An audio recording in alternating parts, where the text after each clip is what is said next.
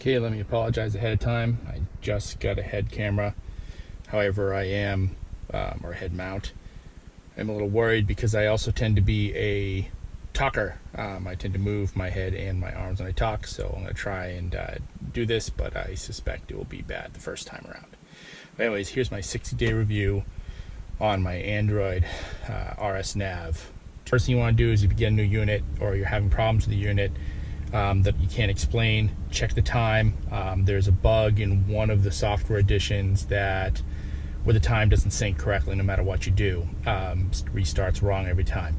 When that happens, all sorts of weird things will happen. You can have problems with Google Play Store, you can have problems with any kind of streaming system because it all depends on your system time, and it seems to roll it back significantly. So the system just gets confused. Now you can correct it manually by going into the Android settings and correcting it, but that will only last as long as your car is on. Once you restart, it will go back. So the right way to do it is to patch it, which I think I'll be uploading my video on that later anyways, but just as an FYI. First question you get all the time is reverse. So for me, I've got the factory OEM camera, which right now is making a big noise because my garage door is down, which I'll have to fix. But the factory OEM camera works great, no problem, no wiring. It actually works straight through the CAN bus wiring and all the system wiring in the car, so there's no additional things to be plugged in or wired up. The other leads and everything that you see in the system are if you need to use a aftermarket or want to use an aftermarket camera. Those require some special wiring. If you're in that situation, I would highly suggest you check the AudiZine thread. There is a lot of stuff starting around page 101 to 103 or something. There's a bunch of stuff on how to wire different backup cameras and the challenges around it. But the OEM one works fairly flawlessly. It's been a little more than 60 days since I installed my new RSnav. I'm going to go over some basic questions I've been getting and sort of show you a few things as they stand, and we will go from there. But overall, I've been very happy with the unit. This is the 12.3 unit. It's slightly bigger than the 10.25 I used to have in here. Other than that, it's very much the same, except it's an S3 unit. It does come with the trim under it, which does have some felt to sort of keep it nice and secure. So I like that. You can actually bolt this down just like the old unit into that trim if you want. I don't, because I tend to take it on and off fairly quickly, fairly commonly for videos and stuff.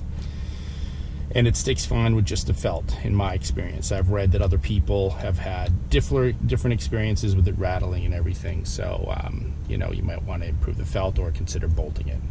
I've gotten questions about the buttons and their operations, and of course simple things like the hazards, which is hard to see but is right there.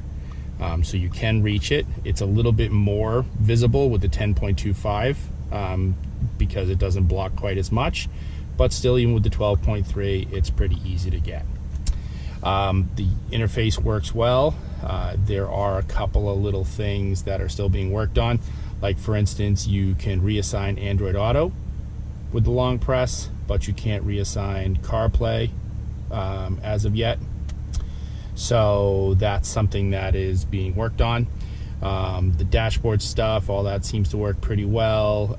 There are a little bit of variances here and there, particularly on things like the climate control is off by like exactly 7 points Fahrenheit, and that is a issue with the CAN bus programming for the US versus other countries.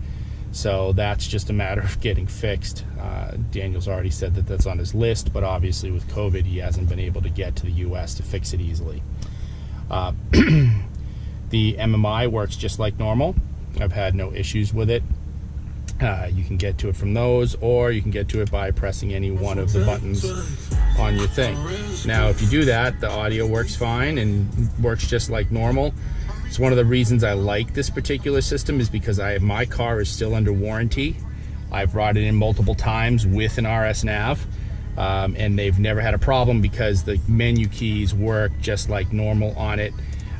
So they can deal with that. And then of course you can get back to the actual system pretty easily.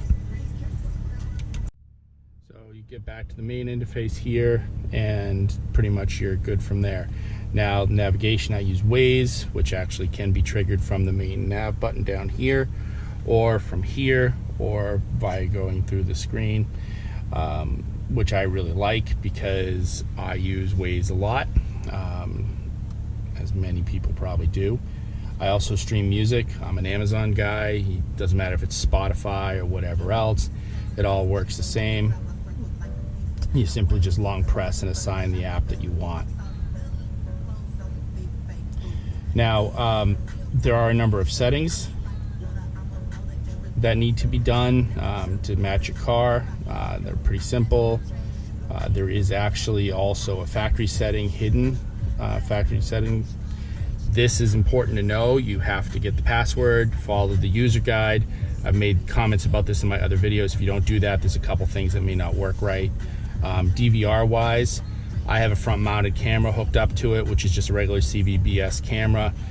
The drawback on this is that you can't really record or capture it as is. As some of you may know, Daniel's still working on USB cameras, which when that works, I'll probably switch that and use a DVR type functionality. Now, I also get a fair amount of questions around Bluetooth and sort of the use of Android Auto. I do not use Android Auto. I bought my first RSnav with every intention of using Android Auto. Sounded cool, and it sounded like that would give me the functionality I needed. I quickly got away from that. Now, I started getting away from it because I did have problems with it. It was tough in the last S1, S2 unit. You needed a special dongle, it had to be wired, and it just was difficult to get working. I did get it working, but it just didn't really like it. But I quickly realized that you don't really need it. I spend most of my time with Waze up. It's not getting any signal right now because I'm in my garage, but with the regular Waze screen up and just doing my thing there, and then with streaming music in the background, and dealing with that is really easy. You can go back and forth between whatever you want with just a couple of switches. It's also very helpful that in the case of going to the nav at any time, you can just hit any of the buttons, and when you hit the buttons, it just goes right there. And again, so the nav thing is up. Now, the nice thing about the S3 is you can actually use split screen. I don't use it a lot yet, but you can use it with the right apps. So you can run split screen, one split screen, and then choosing another one. And for now, I'll just do an easy one. Certain ones do not support it. Like, for instance, Amazon does not. But if you get one that does, it's real simple. You can run it and just go from there. Right? And it's nice and easy. Then you can exit back out and go to full screen just by going here and scrolling it over. So, you know, sort of the screen sharing thing that Android has is not necessarily that big of a deal. The other nice thing is when it comes to basic music control, there is no Waze applet for Amazon. There is one for Spotify, but honestly, I don't need it much because, again, all my regular buttons work, including toggle side to side. So it's pretty easy to do that. One thing that isn't working now is the voice control button is not working. There's an update that's going to happen for that. When that was working, I used to use it to launch Alexa, and then I could tell Alexa to do anything, you know, including next track or whatever else. So that made things really easy for voice control. Now, the other thing I get questions about is Bluetooth, as I mentioned before. The Bluetooth stack on this is not normal yet. Many of you know that. It does have to be changed to sort of do the Bluetooth audio on the phones correctly. However, it also makes it hard, like there's no regular Android Bluetooth control. So you can't actually set and find a bunch of connected devices to do things like torque, or I use Draggy, and numerous other Bluetooth devices. That is coming. It's something that Daniel's working on. It's a little bit harder. That's probably going to take a few months, but that is definitely in his plans. Particularly torque is one of the first things he plans to support. So that is sort of a drawback of the system currently. Now, when it comes to Bluetooth dialing, I honestly don't use this. I had Bluetooth in my car already, and it's not a huge difference, but the quality of the car direct audio is a little bit better than the audio for when you actually use the RSnav. Now, if you didn't have the factory Bluetooth, which a lot of people don't, then this would be what you would use, and I did use it for quite some time. It's reliable, it's fast, it's easy. You just sort of have to pair your phone in the setup and all that fun stuff. However, again, if you've got the actual OEM built-in Bluetooth for the phone, I find it works better, a little bit more crisp audio. And since I spend a lot of time on the phone, I tend to use that more. Now, the nice thing is, again, since it is fully integrated, you can switch back and forth. It's really easy. Someone calls me, it shows up in the dash in the center console. I just can answer it with my steering wheel controls. I can hang up with my steering wheel controls, and it goes right back to music on the RSnav. So it's really easy, and you wouldn't even know. The only difference is voice dialing is sort of a little complicated, since I tend to use this to voice control the RSnav, and therefore I lose the voice control for the Bluetooth, the factory OEM Bluetooth. However, that wasn't particularly good in my opinion anyways. I have a lot of contacts, so I tend to just simply flip it open and voice dial from here, because I have a thumbprint and it's nice and easy. This, by the way, has nothing to do with RSnav. People ask me that all the time. This is just a wireless charger that I picked up on the web that I integrate into the system. It just keeps my phone charging at all times, because I do not have a separate SIM for this. A lot of people do that. Since it's usually me driving the car, sometimes my wife, it's easy to tether them, and I just pop up the tether whenever I get in the car and go from there. Also, a lot of my apps you can run sort of pseudo offline if you need to. So that's how I tend to do it. People do buy GSM for this. It's nice, it's handy, I've heard, and you can get pretty cheap chips that work great, but I just don't see the need for it. I'm trying to think what else people. Quality. People ask me about build quality a lot, and I have to say I've owned a number of Chinese-made Android units in my prior cars. I used to install stereos in a past life. This is probably the best built unit I have bought from sort of a third-party, non-standard provider out there. It's not a Kenwood, it's not an Alpine, it's not going to have that level of build quality, but it also has a very good build quality for the type of thing that you're buying, right?